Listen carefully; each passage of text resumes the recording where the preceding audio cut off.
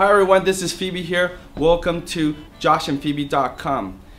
Today I'm going to talk about some of the things that I've learned over the years as I have become a network marketer, becoming a leader in this industry. This is Network Marketing 101. There are 4 things in network marketing that makes it almost like a science. If you are struggling in network marketing, I promise you it's always within these 4 areas. And I'm going to talk about these 4 things, starting with number 1, the list. That is very important. Think about it.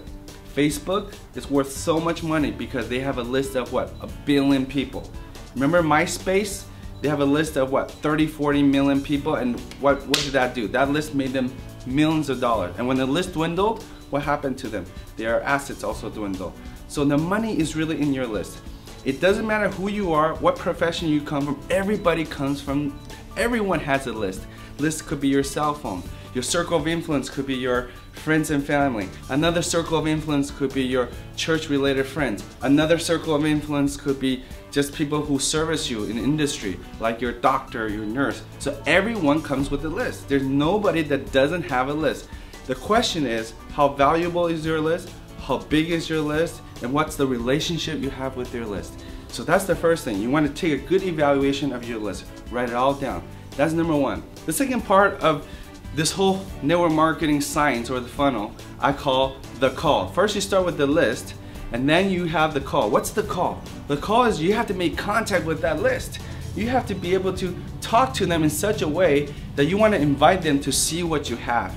And when you call them, simple approaches could be like the evaluation approach. Hey dad, or hey uncle, or hey friend, I have a business, I want you to come check it out. Can you evaluate for me? Because I respect your opinion. That could be the evaluation approach. Or it could be like the business approach. Hey, I just recently joined this really new business. Do you have like 15 minutes? Can you come on a Monday or Tuesday? Which one is available for you? See how simple that is? Just be yourself, put a little energy into it. It could be like the product approach. Hey Mary, I just got these fantastic products. They're really cool. Come over to my house, I want to put it on your face and you're gonna love it. See, something simple as that. I call that the product approach.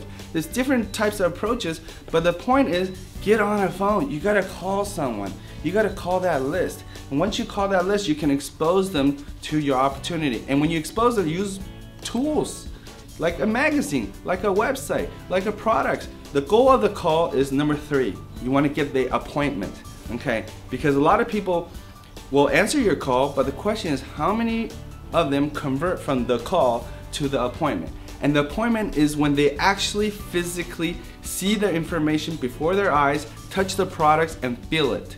So what happens when you make a call and they don't come to the appointment? You make the call again. They just keep funneling. The call, the appointment, the call, the appointment. We call that the follow-up. The fortune is in the follow-up, right? So you're going to be calling in the appointment, the calling appointment. Now here, the thing is, it's a science. If you make 10 calls, I promise you, you're gonna get at least 2 to 3 people that will come to an appointment. And if they don't come to the appointment, you put them back into the call. There you go. And from the appointment, you're gonna get what I call the close, or the recruit. At some point when they come, they're exposing to the products and the opportunity. You want to ask them, give them an opportunity. How would you like to get started? How would you like to become my partner? What would it take? My favorite question, you know what, when people say, oh, I'm not ready, I don't have time, you know what I like to do? I always say this, don't be shy.